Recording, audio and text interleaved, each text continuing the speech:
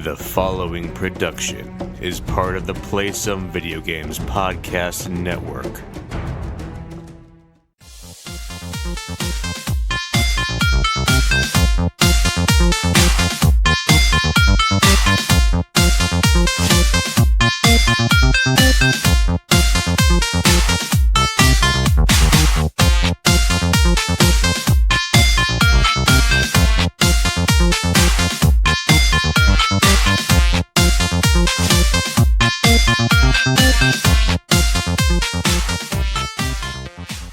Hello, everyone, and welcome to a special E3 presentation of PSVG. So it's not your typical show.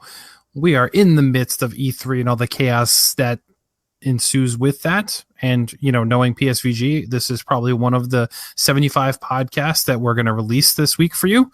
We're kicking things off here with Bethesda. I am joined this evening all the way from Board with Video Games, Kyle. I am so excited to be here. I get the podcast with Lucas. I am excited. Wow, way to bury the lead. Hey, guys, Lucas is making his debut back at PSVG after giving birth to his second child. Yes, I gave the birth, not my wife. It feels great to be back, you know? I feel like I hadn't been here for a long time and I already had to leave you all. But I think everyone can share in Kyle's excitement to have me back. So, I mean, it's great. It's a great time. True. And I really didn't want to miss E3. Like how bad would that have been to be like, hey, we're doing all these E3 shows and you had a baby, so you don't get to be on one. Go take care of your family. It would have been pretty bad. But I do find it's a little bit of backtracking based on what you said about us on Fluxtapost. Just what I say. I say a lot of things. There's a lot of shade being thrown our way over here at PSVG land. Well, you know, on that show I play a character which spends most of his time liking his co-host. So fair enough. It is funny though. So you say like, hey, you don't want to miss E3 because of your child. I actually missed my one chance to actually go to E3 because of the birth of my first child. Oh, and you still hold that over them, right? Yep. And it was when E3 used to be in New York, so it was actually reasonable for me to get there. Yeah. That was on my other heydays of working for a video game journalist site before the days of podcasting. We won't get into that. That'll make Donnie jealous about my exes, you know. Did they come from Texas? I mean, all my exes come from Texas. As they should. Fair. Talking to you, Callow. No. So yeah, Bethesda happened tonight. We're hot off the hour and a half long presentation we weren't expecting to go on. It was a movie, is what it was. It was quite long. So we took a little break to recuperate, rehydrate. Let the dogs out. You might ask who let the dogs out. I think it was both Lucas and Kyle let the dogs out. Yes. Okay. See, that works. I don't have dogs. So I don't need to let anything out. So, but we're going to break down the Bethesda recap, all the stuff that they talked about, and give kind of our impressions, our first thoughts, if it tickles our fancy. Because there's some things here I don't think are going to tickle much, but maybe cause us to mock them and make fun of it a little bit. So, let's jump right in. So, one thing Bethesda did again this year. They've done at least the last 2 years, if not 3, actually. This was their 5th E3 showcase. Was start things off with like a little video kind of giving the background of some of their developers and employees, kind of talking about like, hey, I was a gamer, and then I eventually achieved my dream of working here. So, one girl was like, I was 16 playing Fallout 3, and now I'm a co-developer in Fallout 76 and all these kind of things, and really thanking the players and the gamers for what they do for Bethesda, and kind of give it little warms and fuzzies before they dive into their showcase, which I think is a nice touch. It gives that human element to these big corporations we kind of forget that are actually comprised of people, despite what the internet tells us that they're all monsters and bad things, and they don't give us what they want because we're entitled gamers. So yeah, I enjoyed that little thing. It's it's not super long; it's a minute or two, but it's always kind of cool to see the background of some of the people that work on these games we enjoy. Yeah, I think it's important to do something like that now, where we are so cognizant about corporations and what they do and their Twitters and all this other stuff. It's nice to put faces to corporations and be like, hey, like you said, actual people work here. You could work here. I think it does a lot for people who want to go into the games industry. You hear a lot of horror stories, but you don't hear a lot of, warm and fuzzies. So it's nice to see that. Yeah, it's an interesting dynamic between especially in the games press Twitter, before all the conferences started, there was kind of that thread of, hey, remember, these are commercials. These are, the idea of people wanting you to buy these games. Yeah. But then those are the same people who are also, hey, remember about the poor employees and their rough working conditions and all this other stuff. And it's like, you can't have, you're trying to have it both ways, but you kind of can't. But Bethesda does a nice job of talking about, yes, we are going to try to show you the cool things that we're working on that we hope you give us money for, but also here are the people who are making those things that are working really hard to try to make them for you. So that's kind of a nice balance between the straight up, and you can get it for $1 versus, hey, here are the people who are making our games. It's true. So they kick things off. Well, I guess first we should say there's a theme of dragons throughout this presentation, and we'll get into that. But the first thing that was officially announced and shown was they talked about Elder Scrolls Blades again, and the announcement was, hey, it's coming to Switch. So, AKA Switchblades, as they called it on stage, which was a little funny pun. The mobile game is coming to Nintendo system with Joy-Con motion controls, which is pretty cool. This fall, it'll be free to play as expected. It'll be cross play with mobile players and cross progression with the mobile version. So if you've already been playing on the phone, you can pick up where you left off on the Switch, and the mobile version actually gets a new update tonight with a new Dragon quest line, which is the first of the Dragon announcement. So even though I do tend to try out kind of almost anything on mobile, I have not actually tried Elder Scrolls Blades. I know people are having problems with it. When it first launched, getting into matches, there was like long wait time, so I never even attempted to try. But it's good to see them supporting Nintendo, which Bethesda's kind of almost made it a mission to really support Nintendo, whether it's with ports of older games or making sure their new stuff is coming out on the platform. They brought, Fallout Shelter to the Switch. They're bringing this to the Switch. Good precedence of trying to have that relationship with Nintendo.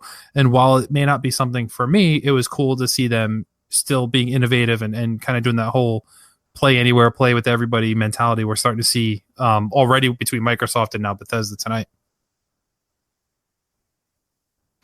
So, Lucas or Kyle, have either of you bothered playing it on the mobile yet? Well, I had to ask you what it was when we were watching it, so that should answer that question.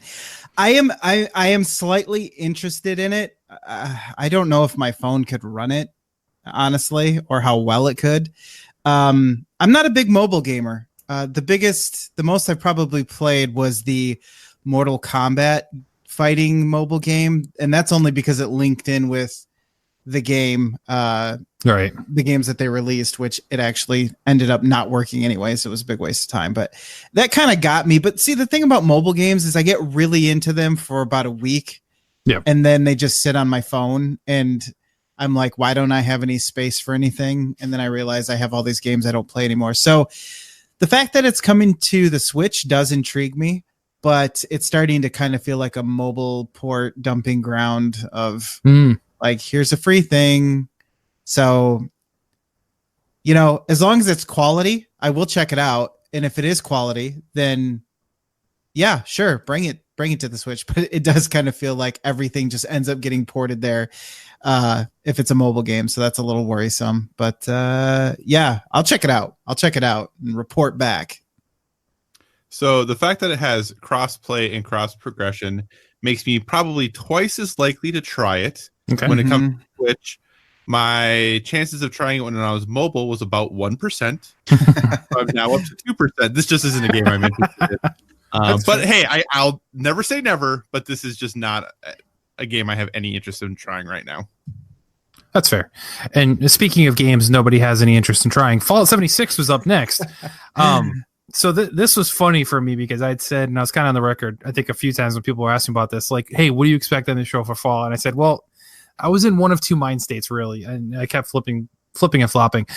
Part of me didn't want them to talk about Fallout 76 at all if they didn't have something big or radical to make it change. I was like, let it just kind of go away at this point. There's been a lot of press, with them saying, hey, we kind of knew it wasn't going to launch great, and we knew it was tough. We knew people may not like it, so on and so forth. And then part of me was like, no, man up to it, accept that it wasn't great, talk about it, acknowledge it kind of deal. And they almost did both. For me, at least. So Bethesda acknowledged on stage that Fallout 76 had a rough launch, but they said, thank you to the millions of people who played it and still do play it, and that the game has evolved over time, which it definitely has. But now they're clear on setting their sights on the future with a much requested feature, a new update called Wastelanders, which will add in computer-controlled NPC characters with full dialogue trees and a main quest, and it's coming out this fall for free for anybody who has Fallout 76. Their statement was kind of, hey, the first year of this game was you emerging from the vault, which is true. So, don't get me wrong, I don't think this was planned out from the start at all. But however, it fits nicely into the narrative of, hey, year one was you people coming out of the vault, which is 100% true based on the game. The reason there weren't NPCs was because you're one of the first people out of the vault. So that was their explanation of why you don't run into other people unless there were other vault dwellers that got out of the vault. But now it's a year in, so you started settling the wasteland, and people are starting to come out and live in an environment, and that's how these characters are now coming in. So it was a nice tie-in to get people to kind of buy, air quotes, the story here, that what they're trying to do. But they're giving us, some sort of main quest. And I think if this goes well and they get some good press off this may be something where we see a Destiny-like, I don't want to say reemergence, or it's going to be as great as Destiny was by the end game, but it's clear that they acknowledge the mistakes. They're pivoting. They're trying to make something out of this and not give up on it, not make it free to play, which a lot of people were anticipating that they were just going to dump it, say, hey, it's free, everybody play it, and just let it die. They're clearly invested in this and want to do something right by the gamers there. So I'm excited to see that. Now, I know you guys aren't the Fallout audience here at all, but did at least the narrative of what they're doing at least say, okay, I appreciate what they're trying to do here, or is this really just them trying to do damage control? No, I really do appreciate that they're doing something that I feel like that should have been part of it from the beginning. Even if they would have, okay, I understand that the part of the narrative, I like the fact that they're brought that into the narrative of the game of what they did for the first year. But what makes me think that it's kind of BS is the fact that even so, you could still set that up with limited NPCs, limited, like say, hey, here's a few things. We're going to give you more of this in a year, but here's what it might look like. And give you, I don't even care if it's like 4 NPCs or whatever, but I have a hard time believing that was their intention. But they did announce that it will be free to play for a week, basically, like a trial. And I've always been kind of curious about this game. I do like Fallout. I like the world, and I like what they've done. I know some people weren't happy with, Fallout 3, the departure from the isometric strategy game. Sure. But I never minded it, and I've played all of them. In fact, I recently played New Vegas, so I would be looking forward to getting into the game once they actually bring that out. It's kind of unfortunate that the trial period won't have any of that, like the story stuff. Right. But I haven't played it at all, so I guess if I think it feels pretty good, I could set it aside after the week and say, okay, this will be on my radar once that comes out. I see a few reviews, but it's kind of good timing though, with like Anthem kind of being on the rocks. And I think a lot of people are kind of done with Division 2. Yeah. You know what I mean? I think they could kind of jump in and say, hey, we've got this going on now. Come check us out. Yeah. Fallout's never been a series I've been huge in. I have dabbled and tried them. I've just never really enjoyed the feel of Fallout games. It's just not my thing. I understand that others adore them, just kind of not my jam. But kind of like Lucas was saying, the fact that Anthem has really seemed to fall off the edge of this cliff here. Division 2 seems to be in a natural lull right now. There's some definite hype around Destiny 2, but that definitely seems hype for maybe 2 months from now. Right. Yeah. This seems like a good time for them to try to jump in. And I think having this free week trial, I might jump in and try it and give it a whirl, see how it is. So yeah, I like the fact that they acknowledge that, hey, we made some missteps, but here's what we've done to improve it up till now. And here's what we're going to do moving forward to try to make it even a better experience. And it all is going to still continue to be free updates. It's true. So yeah, as they've mentioned, the free trial will be from June 10th to June 17th. If you're listening to it, you can download it and give it a shot. But that wasn't it. But that's not all. It's getting a battle royale mode too, because everything has a battle royale mode. So a new game mode called Nuclear Winter is a 52-player battle royale mode, born from the Fallout universe, as they say, and also born from the success of Fortnite.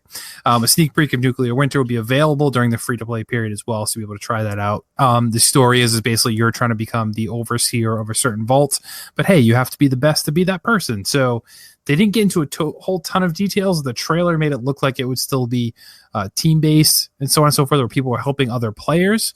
So it may not be a one last man standing. It might be a team standing. It might be, you turn at certain points. I don't really know. But that will be available during the sneak peek as well. Lucas, I know you're not a battle royale person at all. So this does nothing for you, right? Well, I appreciate that they kind of didn't just throw it in and that there's a story reason for it. So I like that, but it really does feel like they're jumping the shark with this. I don't know if it's like kind of ballsy to do it or if it's kind of like they're just throwing everything at the wall to see what sticks. So like, sure. I don't know. We're in trouble right now. Just battle royale. Sure. Why not? I'll be curious to see how this integrates with the rest of the game though. Yeah. So yeah, I probably won't be playing that portion either way. So Kyle, you're officially retiring from Overwatch now and switching purely over to this, right? No, not at all. Oh, okay. Just I play. I dabble in a battle royale from every now and then, as long as that battle royale is called Apex Legends. Right. That's about it. Outside of that, I don't really enjoy them all that much. And my biggest thing is, like I said before, I never have really enjoyed the feeling of Fallout. So I'm not sure that I want to do that in a competitive mode like a battle royale. Yeah, well, that was kind of what we had mentioned was like Fallout is the last game I would think of. It's so clunky, like, yeah, it doesn't make sense. Yeah. And Melee, Melee just does not seem like it's going to be good there. I wonder, can you use VATS in Battle Royale? That would be horrible. Like, you'd be able to do that pause thing and target people. Like, it's gotta be something unique that they have to speed it up, I think, or they got to do something. I don't know. It's very awkward, weird decision for them, I think. But yeah. Well, it just goes on with the rest of the decisions they've made in the past. So. I guess you're right, but you know what? For me, a Fallout loyalist, it's got to be at least interesting enough. And I've been thinking seriously, like in all seriousness, the last couple of weeks about going back to 76, only because they've done so many expansions and updates since then that they haven't gotten a lot of press for. Like almost every month they've been releasing new story, new quest missions, new tweaks and stuff like that. Like they've added a lot of content already that they haven't gotten a lot of press for that I kind of wanted to check out. And now this stuff is clearly the most exciting stuff that they've added, but they kind of had me thinking about going back, but now for sure I'm going to go back and check it out and see what's changed. I'll probably start over though to a new character because at this point I'm not gonna remember anything from what I did. So anyway, so yeah, moving on. The next thing that they talked about was probably one of the most intriguing things, at least for me, was Shinji Mikami came up, head of Tango Gameworks, who have been working on The Evil Within, The Evil Within before. They're back with in their own words, a new kind of action adventure game. They showed just a trailer for it. We didn't see any gameplay, but it's called Ghostwire Tokyo, where people kind of like were having this paranormal experience. Almost people just kind of, as Lucas said during the stream, being raptured, where their clothes would just fall and they just disappear. And we see a cloaked character with a bow and arrow and some sort of like almost force-like powers, fighting these types of like zombie horde demon type things coming out. I don't know. I think I just kind of speak for all of us here that we have no clue what the game actually is, but all three of us were like, this looks freaking cool. I'm in, I'm down. So, Kyle, any other elaboration you have on this? Nope. No idea what it is. Currently in the running for favorite trailer of E3 thus far. Yeah. Wow. Yeah, I don't know. I think it looks interesting, but that sad dog, that's really what's gonna do it for me. So I'm gonna save that dog, get the game, save the dog, save the world. Pet the dog. Press E to pet. Don't pay your respects. So yeah, that was definitely one of the coolest things we saw there, I think, at all. And then came the stream of Elder Scrolls news besides Blades. So they jumped into, one second here, Elder Scrolls Online news, which they talk about kind of every year. but clearly is big. It gets bigger every year. They talk about how many players there were again.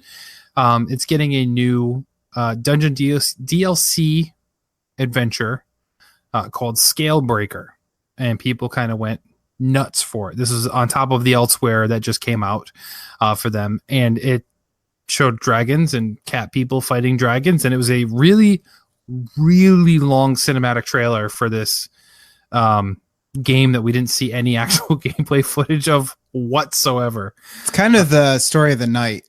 That exact sentence. It's just a lot of no gameplay trailers, just cinematics. Has me a little worried. I mean, that was the story though, even in Microsoft's press conference. There was a lot of cinematic trailers. I mean, maybe it's always been that way, but it is nice to see a gameplay demo once in a while. Because even if, being the jaded older person I am now, older gamer, it's still nice to see what they are intending for the game to be, even though, now there's the discussion of, that's just a E3 demo that we hastily crafted for E3, and we didn't have the rest of the game done at all, but at least their intent, right? And what it could look like. Maybe there will be puddles, maybe there won't be puddles. I don't know, but I don't know what Ghostwire is. I don't know. We had third person, probably. That's about the only thing I could tell you. Action game. Yeah, most likely. They said it's similar in gameplay style as the Evil Within. So yeah, it'd have to be a third person, like over the shoulder type, Resident Evil classic type thing. But I would imagine it's got to move faster, I would think. Yeah. But yeah, the Elder Scrolls news continued with talking about Elder Scrolls Legends, the mobile game again. The new expansion for it will be available on June 27th called Moons of Elsewhere. Continuing that theme of, hey, they're adding dragons to this card-based game that had a really weird medieval Starbucks commercial intertwined with it, which was fun. Weird. Yeah. It spoke to the hip and trendy youth of our Ute. nation. The Ute. The youth. The Ute. And then they made a quick mention of, hey, we're still hard at work on the next Elder Scrolls game. And they also said they're still hard at work on Starfield, but they weren't going to show or say anything about those games at all. But they just wanted to mention, like, hey, we're still working on it. It's still a thing, guys. Don't worry. Yeah, I'm glad they didn't. I mean, let's face it, they're years away. So next gen. So don't show me. Exactly.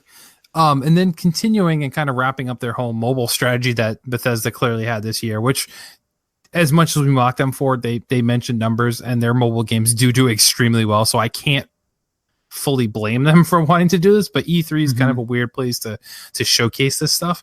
But Commander Keen is coming back. So id Software from the early 90s, they're bringing back Commander Keen. So they described it as a classic Saturday morning cartoon in a free-to-play mobile game form. It's a modern take on the very old id side-scroller Commander Keen, where Billy and Billy, the children of the old school Commander Keen, so the great-great-grandchildren of BJ Blazkowicz, then if you really want to break it down that way, in this kind of weird puzzle game, kind of item-based action puzzle game. I don't know. You build contraptions to move through levels. So I was really hoping this was going to be an action platformer. Me too. Like the old games, brought into the newer generation, and maybe look more like a Rayman Legends or like that type of, because the cartoony stuff that they show you looks awesome, and then you see the game and you're like, what am I looking at? What am I doing? Where's the game? I just see icons everywhere. It's very confusing. I don't know what I'm looking at. I'm too old for this stuff. It's getting a soft launch this summer on iOS and Android, and Kyle has pre-registered to play it. That's what I heard. Wow. That is false. Then why do you have a Commander Keen poster in the background? Why are you wearing the helmet? I'm so glad that this is not broadcast live, because I would have been outed at this point regarding my love for Commander Keen and this game. But you're safe. For now. Nobody knows. So yeah, Commander Keen, it's a thing. Look for it. Next up was kind of the most vague announcements I think on everything is Rage 2's expansion, Rise of the Ghosts. Oh yeah. New places to go, new things to shoot, new things to ride on. You can be in a mech, you can ride a motorcycle. All they said it'll be out later this year. I questioned whether or not it's paid DLC or free, but as Kyle brought up on the stream, that the collector's edition of the game itself said it contains a season pass, which kind of makes me wonder, because I don't know about you guys, based on what we saw here, and we've all played the game, is this worth like a season pass? Like, it looks like it's just more vehicles and one new kind of enemy. It doesn't sound like a DLC to me. Yeah, it'll be interesting because I know in the deluxe edition or whatever it is, it says that there's a piece or like a DLC package, if you would, but it doesn't sound like it was multiple iterations, just one. Here's this extra thing you're going to get at some point. And you know, with my time with Rage 2, if they had DLC that let me just do the combat a lot, I might play that. If it's a DLC that has a story or something, I probably won't play that. So yeah, and that's the problem, is that when I was playing the game, I ran into a bug where all the NPC audio didn't work. Oh god.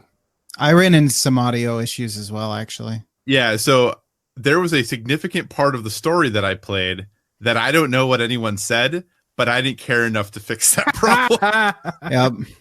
So I just, their mouths were, the lip sync was there, the mouths were moving, but I could not hear a word that was being said. Mm-hmm. But I just followed along and said, okay, where do I get to go shoot things at next? So tell me what to shoot. Right. So if this is some sort of arena thing, I'm probably in. If it's a story thing, I don't care too much.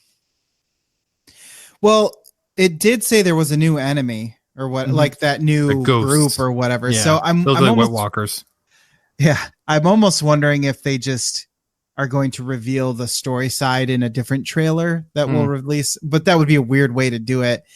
I'm thinking it's probably because they wanted to like focus on, hey, here's all the stuff you get to, the weapons you get to shoot, the people you get to shoot them at. Hey, you can ride a mech. And that's a lot easier to make snappy and attractive than a story trailer. At least it seems like that's the case for Rage 2, because I don't know, they market this thing completely differently than what the game is actually like. I agree 100%. And whoever does their marketing is great, because it was a hilarious like TV 80s sitcom trailer type thing. So it was very well done. But you're right. It's like after Wretched, I'm like, what do we see? I don't know. And it's later this year. Is it just so not ready or not done that they couldn't show you or give you a story? Like, I don't know. Like, right. There's got to be something. You're right. It's a new enemy, so they have to give you some sort of story as to who these people are, why they're here, why we don't like them. Something, I don't know. Like, well, you won't be able to know because the audio will glitch out. And that's true. It's just like, I don't know. They're just different colored enemy. Shoot them. They're dead. Racist. Why are you always gonna bring race into it? You brought color into it. I meant their clothes. Oh, they clearly wore different colors. That's how they didn't wear the neon pink and blue that every enemy wears. Exactly. Gotcha. Exactly. Okay, fair enough. So moving on off Rage 2 then. Wolfenstein. That's like the game of July. They talked about two separate experiences. Wolfenstein Cyber Pilot, which is a VR game coming in July, will put you in the role of a hacker in the French Resistance. And then Wolfenstein Youngblood is a co-op shooter in which you play as BJ Blazkowicz's twin daughters. That's coming July 26th. So two different experiences in VR. Now, see, here's the thing. I don't know. Maybe you guys know. The VR game, is that also on like PSVR, or is this only on Steam? Or like, I don't know where you play the VR one. With for Wolfenstein? Yeah, like, is it Oculus only? Is it, Vive? Is it PSVR? Like, they've been really weird with the Bethesda VR stuff in general, because it seems like Skyrim and Fallout were pretty popular, but the other ones they made, like Doom, didn't really do that well, and it kind of got buried, I feel like, and everyone forgot about it. And I didn't even know they did a Wolfenstein one, to be honest with you. So is that what it looks like PC and PSVR for this one. Sorry. Both of them. Okay. That's okay. Well, so that covers, I mean, you would hope, right? That's what I would think, but they never said, so I didn't know. Like, yeah, I didn't even know it was VR, to be honest with you. Well, I was there watching. It's kind of hard to showcase that in a trailer. Like, that's what I feel. I think that's why it's really weird that they're doing like a VR showcase this year, because like you can't get that from watching a trailer. Like, you don't fully get what that looks like, how works. Like, they need to show the trailer and it's looking all cool, and then you just cut to some guy with like, it's just like no music anymore, and they're just gyrating around a room and looking like a complete fool. Or they mail us all the red and blue 3D glasses, and we watch the trailer like those things. That would be I like cool. where your head's at. See? That's actually 3D and not VR. That's true. That's all you need. That's all you see. If you're watching a trailer, what else are you gonna have? Head tracking. I want to be able to look away from the I screen. want to look away from the trailer. This doesn't interest me. You can do that in real life. You can still do it wearing 3D glasses. You look away. I want to do it in the game. Oh, okay, fair. But Youngblood looks pretty cool. We all commented that, you know, it looks like it's gonna be a faster pace game because BJ Blazkowicz is obviously like a bigger, slower moving guy. And this is his twin daughters that are on a search rescue for him in a Nazi controlled Paris. So different setting than the last game, different time frame, set in the 1980s this time. But yeah, co-op. You can play the game completely cooperative, or you can play it single player. I thought it looked pretty cool. I know Donnie has it already pre-purchased for us on Xbox, so we'll be playing that cooperatively together. Thanks, GameShare. But yeah, I know Kyle, you're a big fan of Wolfenstein, so this one you pumped or? I am pumped. And you also hear the news that they oddly didn't talk about in the press conference? No. That it comes with a buddy pass. Oh yeah, that's Oh, right. I I remember had that. seen But I that. forgot that. Yeah. So if you buy it, you can give the buddy pass to someone to play it with you without having to purchase the game as well. And I'm really surprised they did not focus on that or even mention that again. So yeah, I'm really excited about this. Definitely a big fan of these newer Wolfenstein games. So this is kind of the one game this summer that is probably for sure that I'm going to play. That's a big commitment. Probably for sure. Probably for sure. Definitely, maybe, might. Go Right. ahead and play that. If there's Correct. time. Correct. The real question here though is, When's if it we hitting have- Humble Bundle so you can play it? Yeah, exactly. Yes. I'll play it in 5 years from now. Are you guys a Jessica or Sophia fan? Because I mean, you got two luscious ladies of death and destruction. I mean, I don't Only know be who's one. who, but I thought the brunette looking looked at the cooler wiki. to me. I don't know. I don't know which one that is. I'm looking at the wiki because I was like, do they have names? I don't know what their names Oh yeah, are. no, they said at the beginning. One wears red and black and one wears, I'm very curious about what people are wearing. That's apparently the first thing I see. Jackets, a lot of jackets in this and suits. So Not which one actual is which? power suits? It doesn't say. It just lists them. So you ask which one we would play, and then we answer, and you still don't know which one we would play. Mm-hmm. Okay, Yeah, go. exactly. Fair enough. I will understand your answer in due time when all the pieces come together. So when I play the game, and I can actually tell you who's who. Exactly. Okay, fair enough. Yeah, we forgot to mention that if you haven't watched the Bethesda conference, you should, because there is a significant amount of awesome jackets worn throughout that press conference. So many. So many jackets. Next game. This one was another interesting one, kind of unexpected, I think, too. We hadn't heard anything about this, but we'd all been wondering and kind of speculating what Arcane was working on prior to this conference. They've been quiet since Prey. So as you know, Arcane worked on Dishonored and Prey. The new game is being described as a mind-bending story with meticulously designed levels. All be about playing the way you want to play. And the story revolves around time loops. Nothing else was given other than a trailer, no date, no anything, but it's called Death Loop, where two characters, a male and female, seem hell-bent on killing each other over and over and over again in weird and different ways. So not really much to go on as far as substance, but once again, another really cool trailer that definitely has me interested in this one down the line when we learn more, I guess, eventually. Wouldn't it be cool if this game was a co-op game that you experience the story with someone else, even though you're fighting? You both play one of the main characters. Ooh. But it's story driven still, not just multiplayer, come back, play the levels with somebody else. That would be cool. Pretty cool. That's a really cool idea. So like you tackle each level, and depending on who actually wins, that story then turns in that favor, I guess, for the next level. Like, Yeah, I suppose so. I know. huh. That's interesting. I like that a lot. You should design games.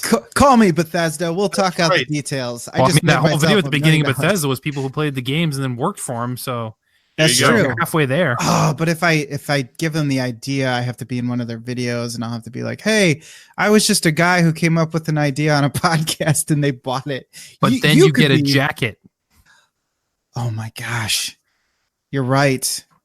I don't think I could pick just one. I would have to ask for at least 2 different jackets. You're like, I need 2. One for E3 and then one for post E3 media interviews. I need somebody following me around with a handful of jackets, and for each like throughout interview. my day, wear a different jacket. Yeah, give me my interview jacket. No, not that one. The red one. Every time for Deathloop, every loop you should get to pick a new jacket to wear. Ooh, That's and great. that signifies that it's a new loop. That's how you can tell. pre-order. That's a pre-order DLC pack for sure. I will say, between Ghostwire Tokyo, which we have really no idea what the game is or what it does, and Deathloop, which we really still don't know exactly what the game is. Those were two really great trailers, though. Yep. Yes. The game might not be good, but those were 2 really great trailers. You know they were good trailers because we all stopped talking and we just were watching what was going on. Yeah. That happened a lot. Anytime there's a good trailer, we were just quiet. So the next announcement was a little weird. They announced new technology, which they kind of set up for a while with the guys talking about, how games are streamed and the whole focus on cloud and how it was really dependent on the hardware. And they wanted to design something that made it dependent on software. So they announced a new software technology called Orion. It's software developed by id and implemented at the game engine level that lets games stream with much lower latency. It's supposed to help players stream games at maximum settings, even if your family is sucking up all the bandwidth, as they said. So as Donnie said, like, hey, he cut off the internet to his whole house so that we could stream it to Twitch. You wouldn't have to do that. Or if you live far away from an actual data center, you can actually test it out now. If you go to Doomslayer.com, is Doomslayers Club? Slayersclub.com, you can get a free copy of the last Doom game and being able to play it and stream it to your tablet or phone and test out Orion. So we talked a little bit about it on the stream and how this was an interesting announcement and it looked great. So if you have not seen the trailer, they demoed it live on stage and a girl was playing bass with a cell phone attached to an Xbox controller, and it looked incredible. There was 0 latency. It ran super smooth. Now, yes, that can all be faked. I get that, but it looked real, and I got to take it at face value for what they showed us. Yeah. This seems like a great idea that could be implemented in these things we're seeing between Google Stadia announcement and Xbox's press conference with xCloud. This could be a great moneymaker for Bethesda to have to license out to other developers to make their game easier to stream. Smart business move, but it was a little unexpected to see something like this announced at like an E3 because we're all about the games and like they're talking about technology, which kind of goes over the head of a lot of people. Yeah, it's like they were talking to developers and publishers and stuff, and not. It's like, hey, this is a huge stage to speak to these people who are all here. So maybe that's why. But it didn't seem like it warranted 2 extra people coming out to talk about it. You know what I mean? Sure. But I know I'm excited to implement it in my game. Your new Deathloop game? No, it's called Straight Jacket now. Oh, because it'll have more jackets. Yeah. Okay, that works. And then the last game that they showed kind of to round things up, which we were all expecting, it was kind of highlighted all over downtown Los Angeles on buildings. Doom Eternal is dated November 22nd, as they described as an ultimate power fantasy, which you'll not only go to hell, as expected in a Doom game, but to heaven as well. Adding a multiplayer mode called Battle Mode, which has 2 players controlling demons versus 1 player controlling the Doom guy, and a first-person arena fighter type thing where the demons have like these different abilities and stuff like that to try and trap and beat the Doom guy. This game looked glorious in all of its Doom-like fantasies. The ultra over-the-top violence and weapons and enemy designs were incredible. Ran super smooth as we expect now at this point from Doom games. And all 3 of us, once again, were really quiet during a trailer, except to go, ooh, when something got messed up in a unique way. Yeah. The game looks like the games they make for movies when it's not a real game, and you look at it and you're just like, that's not real. That looks pre-rendered. That's how far we've come now. It's crazy. But yes, it looks great. And I like what they've done. I haven't done too much looking into Doom Eternal. I loved the original Doom, so I wanted to just kind of be surprised, I guess, when I saw it. And it just looks like more of the game, but expanded in the lore and that kind of thing. So I don't know. It has me excited because I've been wanting to replay Doom, and I probably will before this comes out. And I have a lot of time, November, I think it said. So, but yeah, this looks really, really good. And it is nice to see some multiplayer stuff added into it, because with Doom, it was kind of like I beat it and then I was done with it. So I did some of the trials or whatever, but well, that makes sense. Plus, I mean, it has a sweet ass collector's edition with that helmet. yeah, I don't think my head would fit in it, to be honest with you. I have a fat head, but it's not a one size fits all situation here. But that did look cool. And you notice they did not promise a canvas bag. Yes, They were No. careful about that. Learn from your mistakes. exactly. So, Yeah, Kyle, you your impressions on Doom. The helmet is made out of paper mache. No, It'll fit then. You can just stretch it. Stretched Cool. out. true. Yeah, it's a cool collector's edition that I won't get because I also have a very large head, so that won't happen. But this game looks awesome. Really impressed with what they showed. I think there was that moment, when they were doing just the platforming section of, hey, look at all the ways you're going to traverse the world, that I was a little curious where exactly that was going. But when they showed it fully incorporated with the game and what the gameplay looks like, I get it. And I'm excited for this. It's up there on my list of anticipated games for the fall for sure. November got really busy though, really quickly in the last couple of days. So it's something I want to play. I wish I'm not necessarily really interested in the multiplayer. I probably would try it, but I would love to know a little more about breadth and depth of that campaign. And am I going to spend $60 on this, or is this something I might pick up on play on Game Pass in February? That's my only concern. I want to give them money, but I also know I'm probably going to be playing a lot of other stuff around that time. So is this the thing that's going to rise to the top? That I haven't fully decided, but it looks amazing. And it's true because Bethesda games typically drop kind of quick to at least that $40 level, which you're right, which is like, okay, well, if I'm paying $40 in February or it's on Game Pass, even better. I don't think it'll hit Game Pass that quick, but I can almost guarantee it'll be with $40 by February, March, I think easily. Right. Which, yeah, it's true. So to kind of recap, 'cause that was the last announcement they had there. I think overall it's a pretty solid show, but if you think about it and you start dissecting what's there, everything we're getting other than Doom Eternal, I think, if I'm reading this all correct, we already have, and they're just working on expansions and enhancements to stuff that's already existing, whether it's, Blades coming to Switch, which, yes, that's new, but that's a game that's been existing. The updates to Fallout 76 are super exciting, but it's free to everybody who has Fallout 76 already. I'm not sure that's going to sell games. Maybe it will. I don't know. We're getting Doom this year. We know that. So that's the one thing that's exciting. No, the one thing that's exciting. The one thing that is new that's coming, but everything else seems to be expansions. Rage 2, Fallout 76, Elder Scrolls Blades, like that's all stuff we already know about, and then some really promising trailers for stuff we don't even know the year that it's going to be dropping. That's true. I think we're also in that time between consoles right now. Absolutely. Holiday 2020, Xbox talked about during their conference that is when Scarlet's going to come out. So I think this is kind of to be expected. This is kind of what we're going to get, I think, from a lot of people for this E3. All right. Give me time to work on my backlog that I won't actually get to. Got to cancel a Humble Bundle monthly if you want to catch up on that backlog. Yeah, that I've thought about it, but I can't. I'm addicted at this point. Oh yeah, no, That's the problem. I'm with you. If I had a better PC, I'd be there with you. But so yeah, overall, I think it was a decent show by Bethesda. Definitely had its moments that got me excited for things, especially with the Fallout and stuff. But yeah, looking forward to more E3 stuff. And like Kyle said, I think this is all the year about tempering expectations as far as to what we're going to get right away to play versus what we're going to be playing at the end of next year, early the year after that, depending on your situation, whether you're not running out buying a next gen console right away or waiting a little bit. And I will say, honestly, just because you brought up, Kyle, that date for Xbox, that's a lot later than the rumors we were hearing. We were hearing, oh, it's going to be spring. And it's like, nope, holiday. Okay, it's not even fall. It's, late in the year for next year. So that definitely gives PlayStation some time to unveil and talk about what they have next, and even Nintendo for that matter, and that, half jump we expect to come out of their consoles. It's true. Can we grade this is the internet. We're breaking down a presentation. We have to give it a grade, otherwise people won't know what we thought.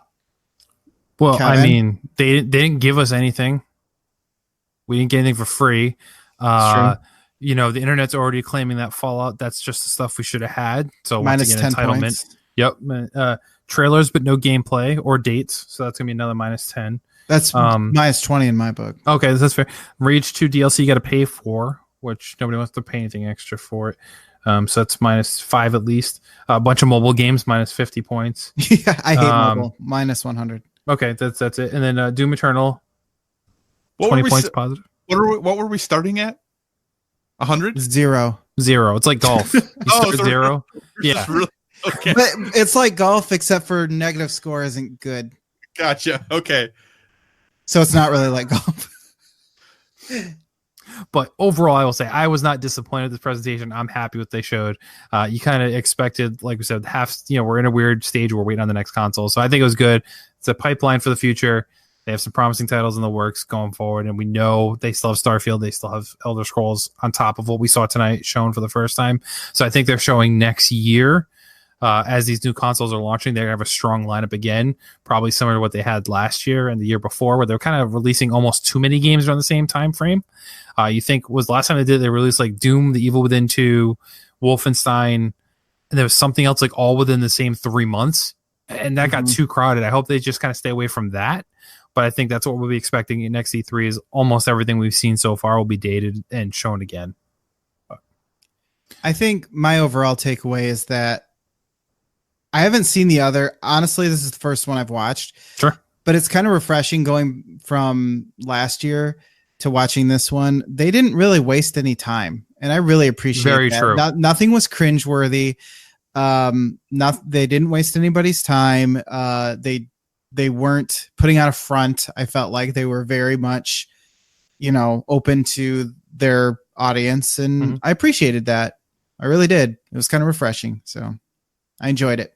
yeah, I think it was maybe a touch longer than I would have liked for the number of games they talked about. Yeah, Sure. But because they were very similar in time to Xbox, and Xbox talked about 60 games, and they talked about a dozen-ish. Yeah. And that doesn't mean that I want trailer after trailer after trailer after trailer after trailer, but I would have been happy if it had been 15 or 20 minutes shorter. yeah, I could agree with that. Very fair. Very fair. All right, everybody. I think that wraps it up for our Bethesda coverage. So make sure you stay tuned to our feed as we're dropping more and more of these as these press conferences go on over the next couple days. So thank you for tuning in, everybody. Never stop gaming.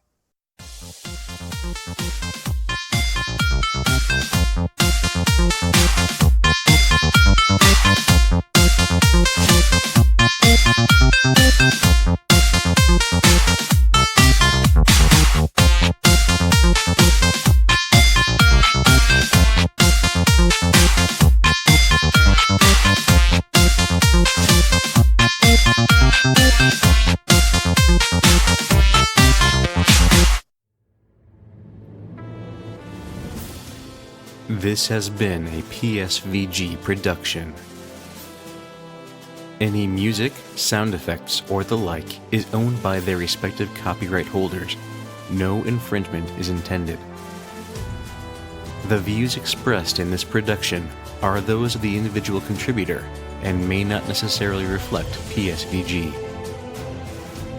This production may not be repurposed, reused, or redistributed without the express written consent of PSVG. PSVG is powered by patrons at patreon.com/PSVG. Become a patron to get special perks, including access to exclusive content.